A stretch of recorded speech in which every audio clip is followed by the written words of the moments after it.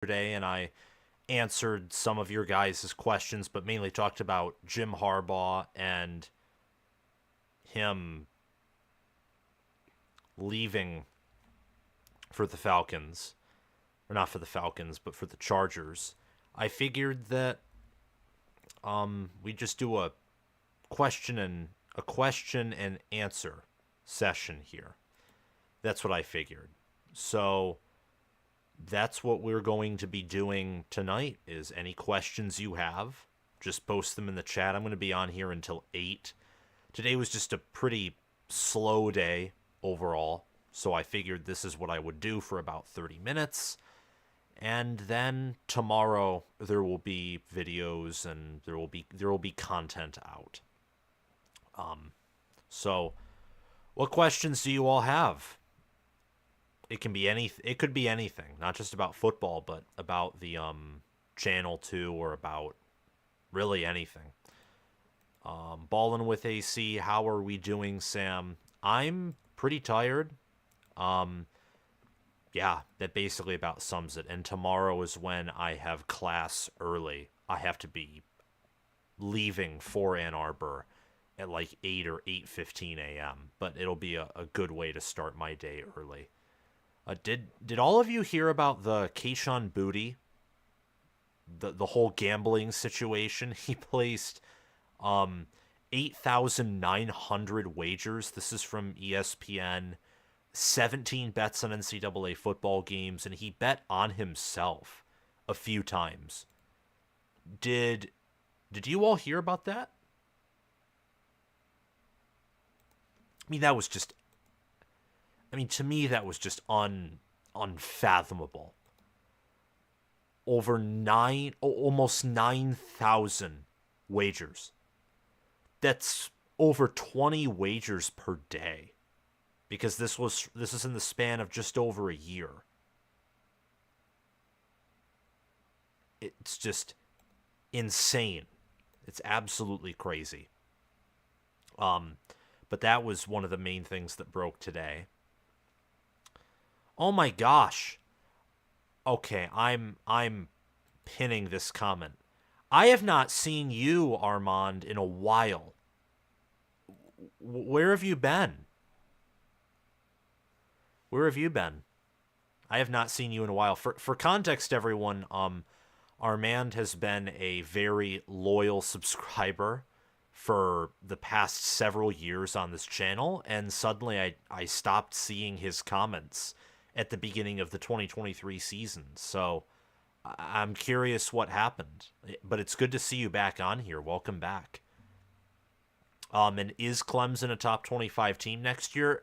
I would say yes, but there are no guarantees, and I am concerned about Dabo Swinney and the fact that Clemson has not accepted a transfer yet. He's offered transfers, but they haven't received a commitment yet, and Clemson is still losing players to the NFL. They lost Bo Collins to Notre Dame. They lost a safety, a good safety, to Clemson, a good corner to Mizzou. They need depth. Hey bud, I won't last long, but wanted to say hey. Hi Chris Lane, thank you for the $2 super chat. I appreciate that very much. Helping keep college football with Sam funded. It's okay that you're not on here for long. Do what you have to do. I'm not going to be on here for long at all. Yeah, because I'm getting off at 8. Reserve obligation gone since October 9th. Well, thank you for your service, and I'm glad that you're back on, and I look forward to answering your comments in my videos often. But yeah, I do think Clemson is top 25 next year. I was impressed with the hiring of Matt Luke as the offensive line coach and some of the other hirings that Swinney made. I just think he has to use the portal if Clemson wants to get back into that elite status. Nathaniel Lathy said Georgia can have the favorite label. I'm not going to give an exact answer to that, but I would say that Georgia is up there with Ohio State and Alabama. Like that, those three schools, those very talented schools, in terms of teams that have the greatest chances of winning a national championship. But I'd put Georgia and Ohio State in a special spot. Very special spot. A Ballin' with AC, who would you hire as defensive coordinator if Jesse Minter ends up leaving? I would go after Jim Leonhard, who currently is a defensive analyst at Illinois, previously the defensive coordinator at Wisconsin from 2017 to 2022. In 2017, 2019, 2020, and 2021, Wisconsin had top 10 scoring defenses, only allowing 13.9 points per game in 2017, allowing 16.9 points per game in 2019, allowing 17.4 points per game in 2020, and only allowing 16.2 points per game in 2021. Leonhard's 2021 defense only allowed a combined 239.7 total yards of defense. And they only allowed 65.4 rushing yards per game, which in both of those categories, they were better than the Georgia Bulldogs that season. That was a lethal defense that was wasted by Graham Mertz throwing more interceptions than touchdowns and Paul Christ's inept offensive play calling. I mean, that was a awesome defense. You give Jim Leonhard the talent that Michigan has. I mean, you give him Rod Moore, Will Johnson, Kenneth Grant, Mason Graham, and Jason Barham, Ernst Hausman, Derek Moore, Josiah Stewart, all of these players, whether starters, rotational players, or members of the second string. Leonhard, with that talent, I think easily could command the number one defense in the country next season. I think you immediately go after him if Minter leaves. If Minter stays somehow, which I doubt is the case, but if you give him maybe a compelling raise, because Michigan clearly has the money and resources to do so, like how they wanted to extend Jim Harbaugh. If Minter wants to leave, he'll leave, and you get Leonhard. But if he stays, that's phenomenal too. Okay, Lax Lifters. Sammy, you have your hands full this preseason. Look forward to your draft and transfer portal coverages. Also, the goatee is 10 out of 10.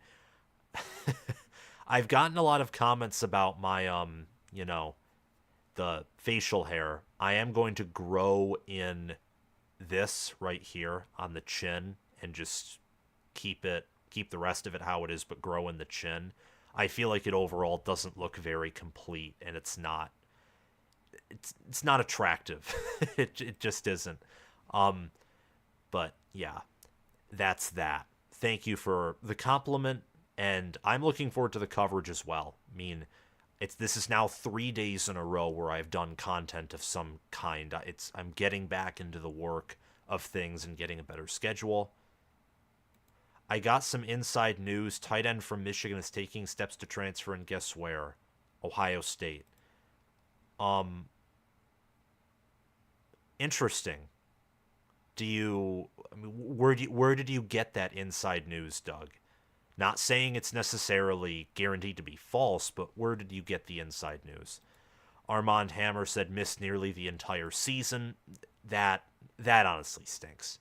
Hopefully you don't miss the 2024 season. I hope. Ravi Wilson. Fun story about him. His actual name's Travis, and he's been friends of mine since since I was in first grade. Yeah, this is an interesting facial hair experiment. Definitely not paying off. Lax Lifters again, off topic. When you attended the national title game and witnessed history, how was your experience in Houston? And did you have a chance to get good Houston tacos and Tex-Mex? No, I got brisket and, gosh, I forget the name of the place. It really was a blip in time. All I remember is the national championship game. I could teleport myself back to walking to find, the stands or sneaking my way with my cousin into like the reserved section to get as close to the field as we possibly could, and sitting up in the upper deck watching the Edwards touchdown runs. But outside of the game, I don't remember a lot. The food was cheap though, and it was good. It was definitely more bang for your buck and had a better opportunity cost in Texas than Michigan, for say, where food is more expensive. WAD. Penn State misses the playoffs this season. Do they fire Franklin? I mean, I would say you're certainly on the hot seat if, with the schedule that Penn State has, you miss the playoffs. You look at Penn State's schedule. At West Virginia, Bowling Green of all teams, by Kent State, Illinois, UCLA, at USC, who is still a mess until proven otherwise, by, at Wisconsin, hosting Ohio State, hosting Washington, playing at Purdue, at Minnesota, ending off the year with Maryland. They'll be favored in 11, if not potentially 12, all 12 of their regular season games. They have to make the playoffs. If they miss the playoffs, something disastrous has happened to this Penn State team, who I think is underrated by ESPN and most people. I see a lot of people having them outside of the preseason top 10, which to me, this is the fault of preseason polls. They're purely based off of the previous season. They're not recency biased enough.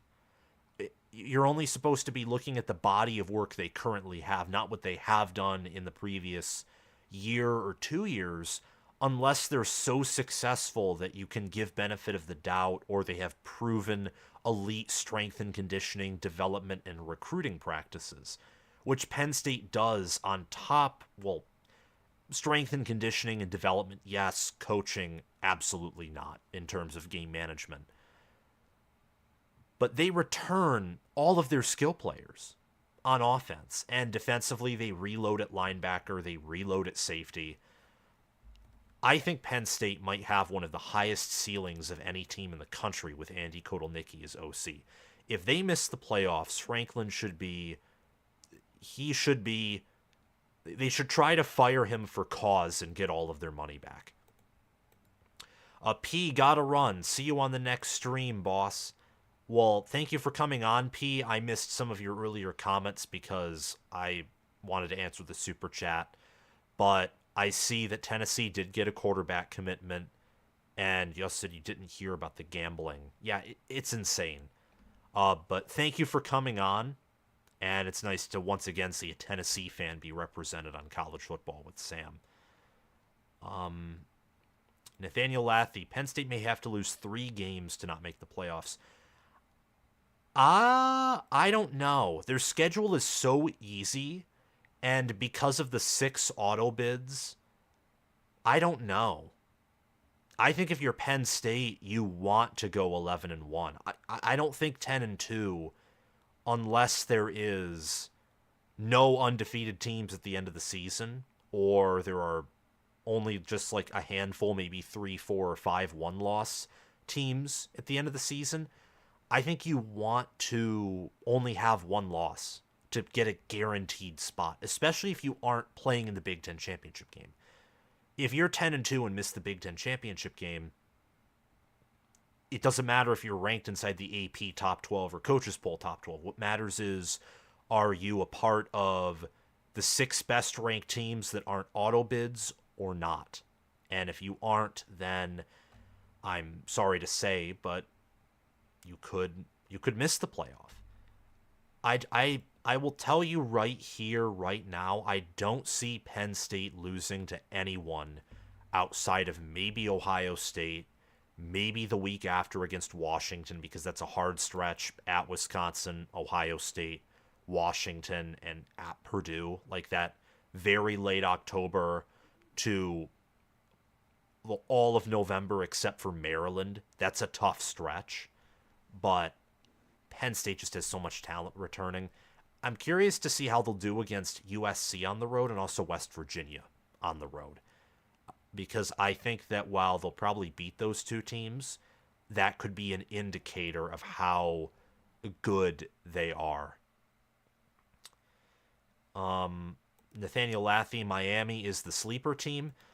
This is something I want to do on my live shows. Is I want to make them more professional, whether that's Joel Klatt or Josh Pate-esque. And I have a few ideas, like blending it with like a video format. And then what I do is I answer all of your comments at the end. I know that Zach Smith on, I think, Menace to Sports, I know that he does that on his live show where they do their conversation with his show partner Chris, who's really really entertaining. Both of them, like they absolutely know how to talk and cover college football. It's entertaining to listen to them going back and forth. It's literally, in my mind, on par with the Valeni and Rico show on 97 Won the Ticket, which is a high compliment, high praise. But sleeper teams, early 12 team playoff thoughts, like brief updates on my predictions or top 25 lists, those could be things that I would, bring up graphics on the screen along with my face. But Miami, they have a very easy schedule as well. And that's the tough thing in my mind is the ACC and the Big 12 are getting easier and easier next season. The SEC and the Big 10 are getting harder and harder.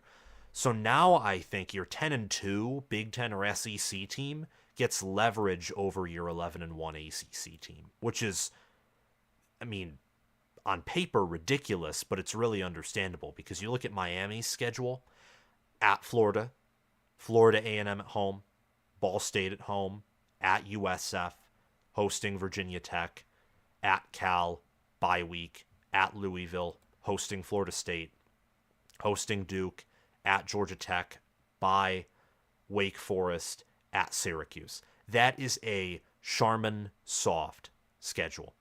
That is a cupcake schedule. The only team, and I'm telling you right here, right now, there is only one team on this list who I would even put in my top 20, and that's Florida State. And there is only one other team who I think could potentially be a top 25 team if everything plays out right. Syracuse, because I've been very impressed with their coaching staff. I think Fran Brown has done a phenomenal job of hiring there, and Kyle McCord should immediately be one of the ACC's better quarterbacks. And they're bringing in a bunch of Georgia backup transfers who'd probably be starters at almost any ACC school outside of Florida State, Clemson, maybe Miami. Okay. Let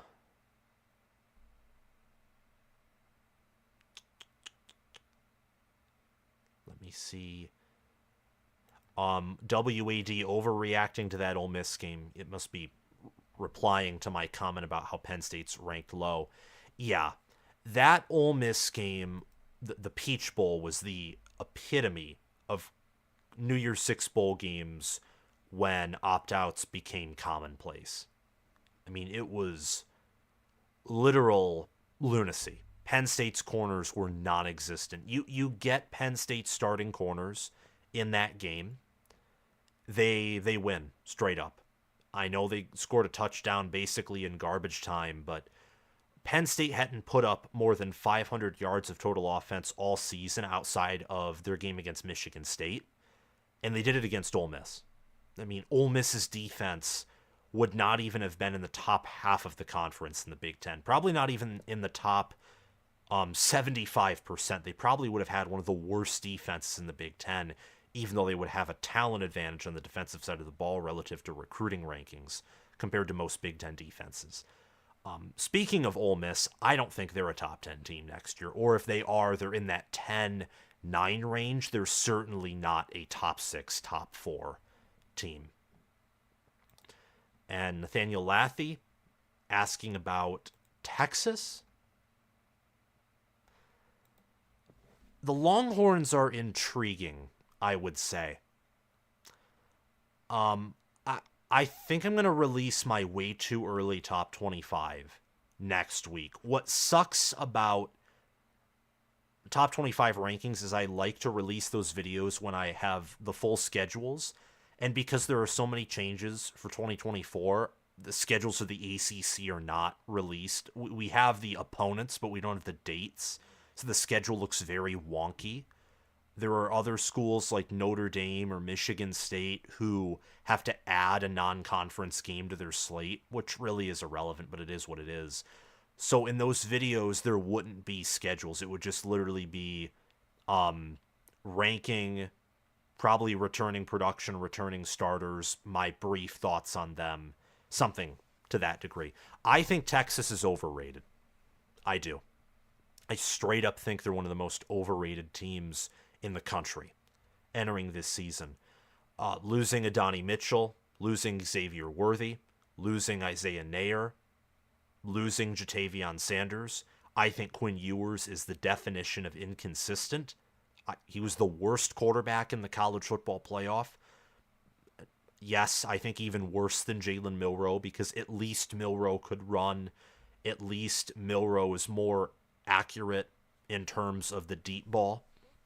And I think that Milroe operated in a tougher system, had an inferior O-line. He had inferior players everywhere surrounding him, along with inferior coaching.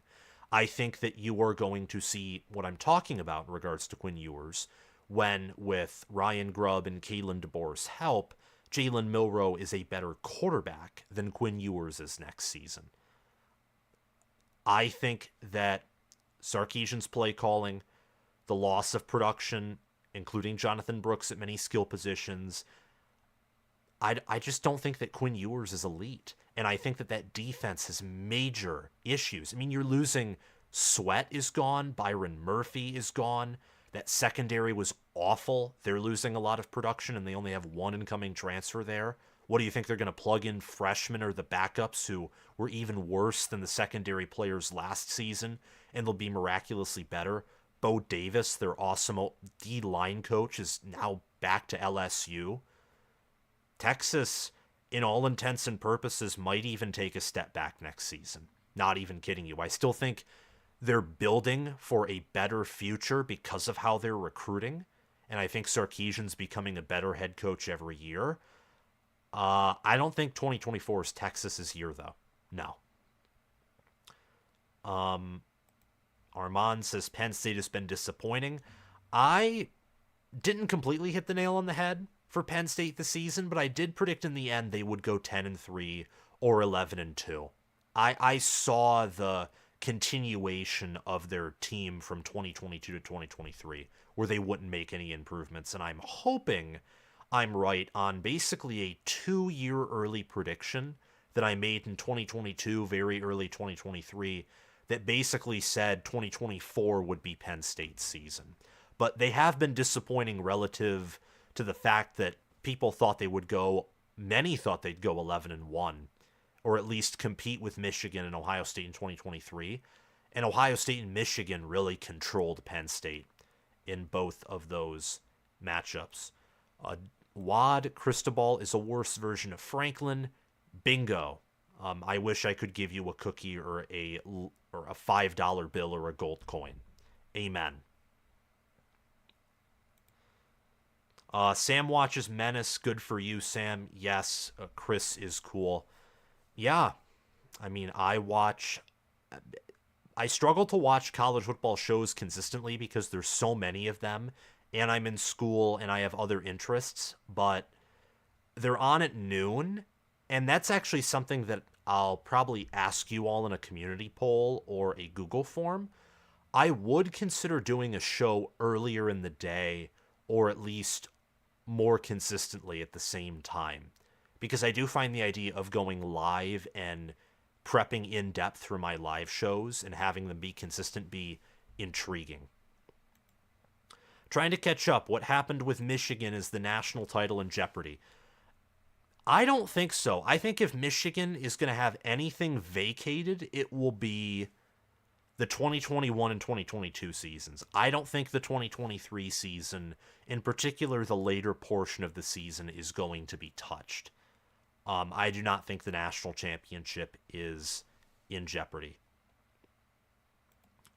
Michael Valadez, good to have you back on. Hey, Sam, heard about Jim. Also, Harbaugh is going to win the NFL. I think that's what you were trying to say. I think that I don't know about the NFL exactly. I'm kind of 50-50 on what his success could be in the NFL. Ohio State #1 fan, what's your opinion on Moore potentially getting to be head coach for Michigan? I think he's the only candidate right now that should be considered for the head coaching spot. And I think that people who are opposed to Michigan, whether it's Michigan State fans, Ohio State fans, or people who don't like Michigan for a variety of reasons, shouldn't be a fan of Michigan hiring Sharon Moore, because I think Sharon Moore will do a pretty darn good job.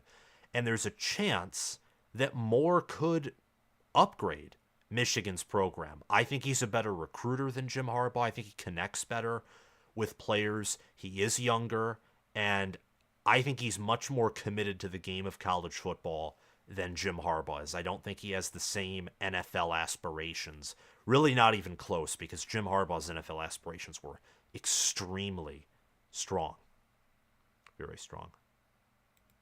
Honestly, I did read about a possible Loveland transfer. He is a sophomore, right? Yes, he is. I hope he doesn't transfer. Maybe he would, but my expectation is that with Moore being named the head coach and most of the staff likely staying together outside of the coordinators, I don't see a big motivator, along with the fact that now we're getting toward the add drop deadline for classes. I don't see a big motivator for many players to transfer out who are going to have starting roles next season. But hey, you never know. I mean, Isaiah Bond, for whatever reason, transferred. I have no clue why he did that. He's going to an offense that will not give him the same numbers or development compared to what's there at Washington. I have no clue why he went to Texas instead of staying at Alabama. I don't. But who knows? Okay, Armand Hammer, North Carolina State University. You also asked a question about Clemson. I don't know what you were asking that in reference to. Maybe it was scheduling or something. I do think that North Carolina State, though, has been very active in the portal. I mean, they have, what, a top 10 transfer portal class? Yeah, yep, it's just outside of the top 10, I think. Yeah, 11th. They have 4 4-star commits, 7 3-star commits. They got Noah Rogers from Ohio State, Jordan Waters, running back from Duke, Justin Jolly, tight end from UConn, and they got Zeke Correll, Notre Dame's former starting center, and also Grayson McCall at quarterback. So maybe they could be a team in the top 25. Oh, were you talking about Miami's schedule? I don't know.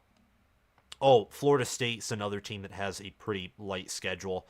I mean, Syracuse, looking at their schedule, Syracuse could find their way to getting 9 wins, potentially. More likely it'll be less than that, but they could find their way to getting 9 or 8 wins, and if the ACC's horrible, they'd be a 9-win team that really isn't a true top 25 team. Ohio State #1 fan, hot take, Clemson will beat Georgia. If that happens, my whole perception of college football literally turns on its head. But I could see it. I'm not confident in who my #1 team is.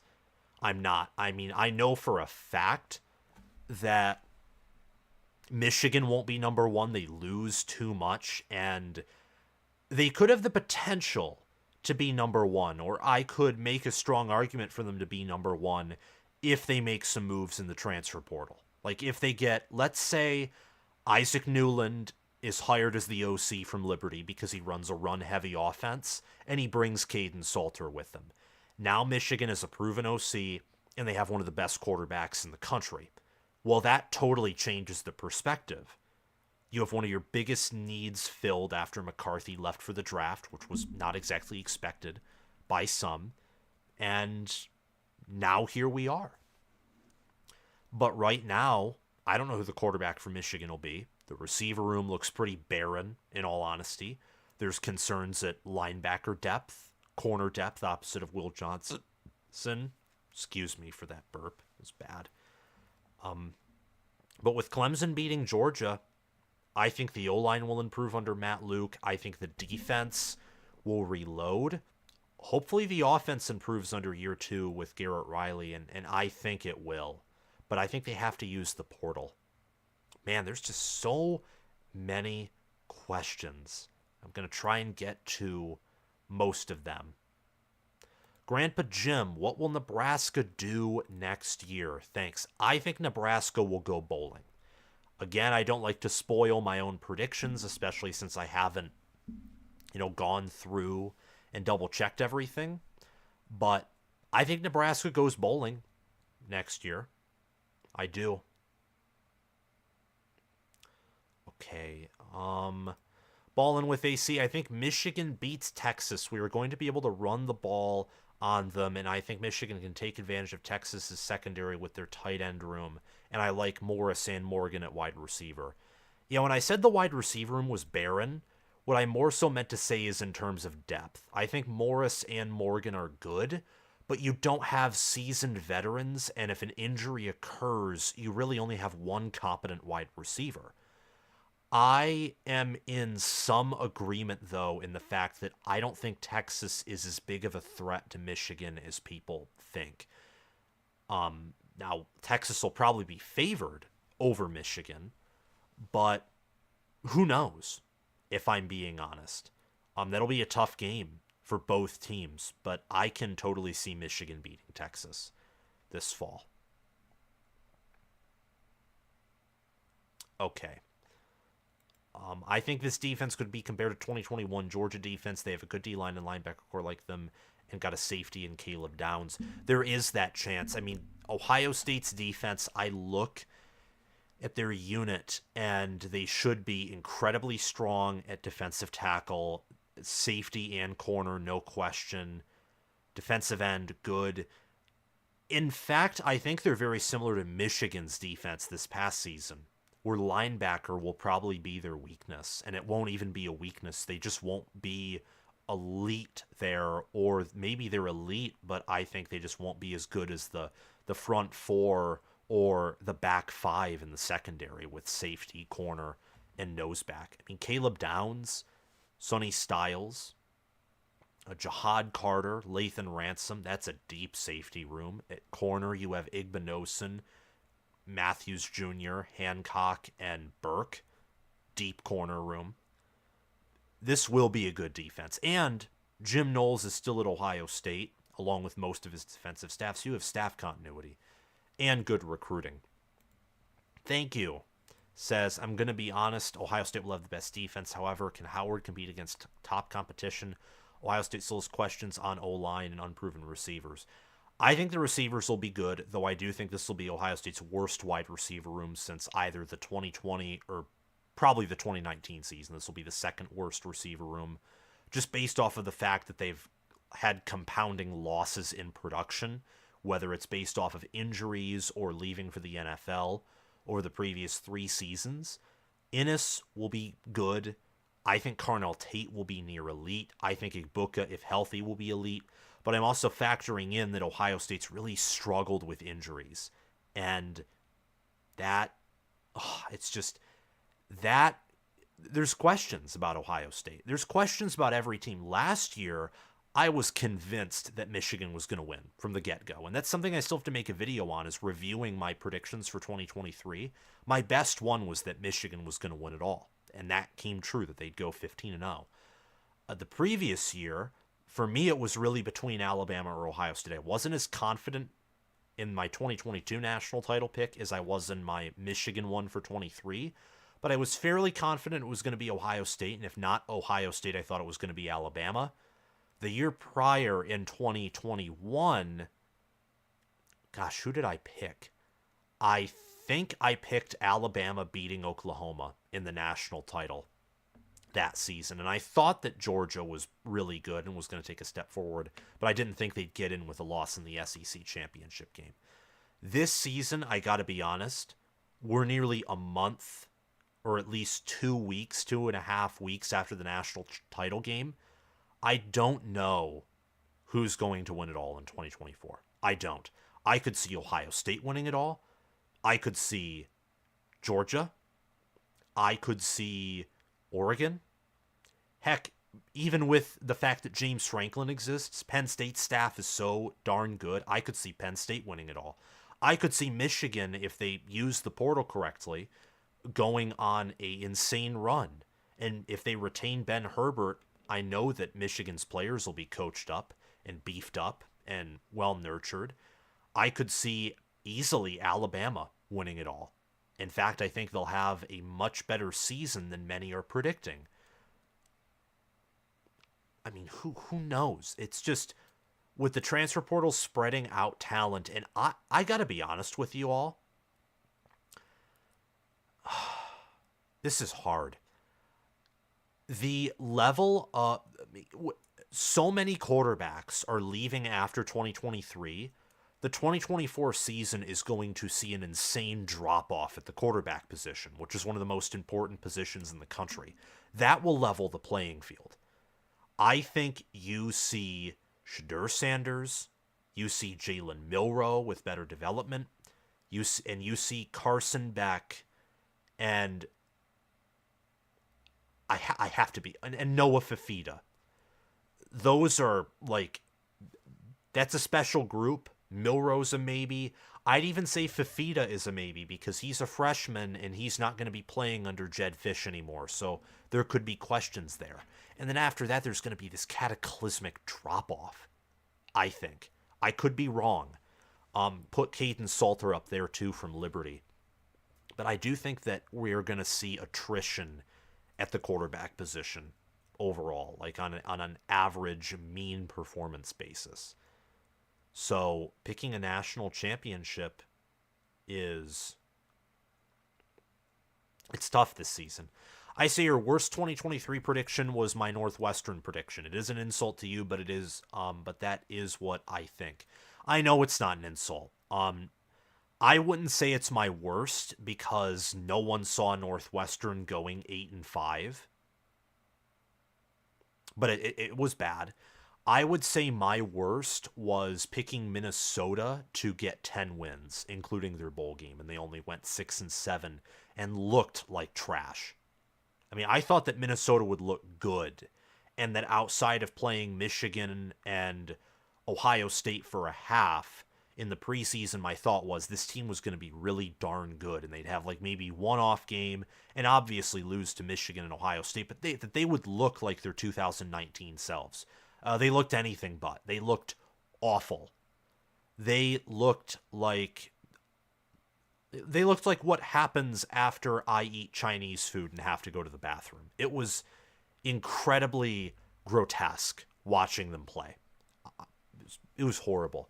I think the Minnesota prediction or my Michigan State prediction, where I thought that Mel Tucker was, actually like an above average head coach, was pretty bad. That Northwestern Minnesota was pretty bleh, just not good. National search to replace Day. This is something that I will give a hint on. Or that might be too much of a spoiler. I mean, I'll give it here because who cares? I do think after next year there is going to be even more pressure on Day, but it won't be hot seat. And there's a reason for that. You can guess it if you want, but there will be, I think, in one way or another, even if he wins the national championship, there's a prediction and a thought process that I have that tells me that he will be under more pressure. Like, and a lot of that is not exactly a like written down published prediction yet, although I'm pretty sure that will be a prediction of mine, is that Day's under more pressure entering 2025 than he is even entering this season. That's because I think he has to go like a perfect 16-0 to alleviate pressure. And I don't think anyone's going undefeated next year. I think that 2024 will be one of the weakest seasons in college football in a while because of, look, Saban, Harbaugh, DeBoer. I mean, the programs who were at the top last year are all undergoing major changes. Even Texas, who actually retained their head coach, is going to go under intense roster management. And Brock Bowers and a lot of Georgia's defense is leaving. So, I do think that it's very likely Day is somehow, even if let's say he beats Michigan and wins a few playoff games, or maybe he loses to Michigan but wins it all, in either of those scenarios, I think he enters the following season under more pressure, or at least still some kind of competitive pressure. Are you actually at a loss opinion on next year, says Armand? Yes. Yes, I am. I absolutely am. But I'll have to come up with something in the next week. I have done enough research broadly overall. Oh, I got another super chat that I guess I missed. Where did I miss your super chat? Oh, there it is. Chris Lane, thank you for the $2. He said, have a good night, everyone. See you soon. Thank you for your 20th super chat on my live stream. SFS Inverted asks, any shot Nebraska beating Ohio State? If our offense stays as lethargic as last year, I think they might have a shot. They have to enter Columbus with momentum. They have to. Do they have a shot? I would say with their defense and your questions on offense, yes. And the fact that I think Nebraska's ground game, which has historically been Jim Knowles' weakness on defense these previous two seasons, has been the ground game. Even in 2022, when the secondary was the biggest weakness, Ohio State's front seven was still worse at defending the run than the pass. It was just the secondary was so bad. But, gosh, I got briefly off guard. I think Nebraska's a shot, but I don't think it's likely they beat you. I would handily pick Ohio State right now. Okay, what are your thoughts of the Bill O'Brien hire, Sam? If you are not my preseason number one, it will be because of the Bill O'Brien hire. If Ohio State hired Brennan Marion, Isaac Newland, Will Stein, if they hired Ryan Grubb, if they hired Mike Bobo from Georgia, which wouldn't happen, but even if they did, or Philip Montgomery, well, maybe not that extreme, but like a Bobby Petrino, like even if you hired them, I would immediately put Ohio State at number one. I do not think, but I thought that hire was a panic move. Maybe I'm wrong, but I did not like that hire. So if Ohio State is not preseason number one, it's literally because of the Bill O'Brien hire. Okay, I'm going to have to get off fairly quickly, just because we're already 15 minutes past what I said. But, yeah, okay. Let me see. Amazing 768 says 2024 is going to be the most chaotic season in college football playoff history. Go Chaos. I agree with that, not just because of the 12-team playoff and that adds chances for an upset, but I don't think you're going to see a team. I think you're going to see one of the worst college football playoff era national champions next year. Like a team that we would look at the national champion of the 2024 season and we would all agree that every team in the 2020s who won it all, like Michigan last year, Georgia in 21 and 22, and Alabama in 20 would beat that team, potentially by double digits, or at least by a touchdown. I do think that the national champion of 2024 they're not going to be a GOAT caliber team in either resume or in performance, but I could be wrong. I got to drive home, Sam, so I can't type, but I'm listening. Well, have a safe trip home. I'm going to get off relatively soon. Okay. Let me see. All right. We've gone through a lot of questions. The chat has been very engaging, which is good. I see that a lot of you are responding to each other. You are asking me questions, and I couldn't get to them all. But, um, thank you. Okay, Armand Hammer says, let me just say this once. Love your brothers and sisters. Appreciate America. We're damn lucky to live here. Indeed, we are. Indeed, we are. We have a lot of resources and civil liberties and freedoms that other people around the world don't have. And to be frank, the poorest of poor in America are on average, even like the lowest of the low in America in terms of income and quality of life, have it better than some of the wealthier people in other countries, which is insane. We're incredibly blessed. We really are. Like, I'm very thankful to be here and, like, for example, to not be born in North Korea. Okay, last question, maybe second to last. College football guy. What's your early thoughts on the ACC and the Big 12? I think they're only getting one team each, their conference champion, in the college football playoff. Because I think the conferences are that weak. I have one team from each conference that I think is in their own tier, perhaps two in the ACC, and I think the rest of the teams will cannibalize each other. So that's just my thought process on this whole thing.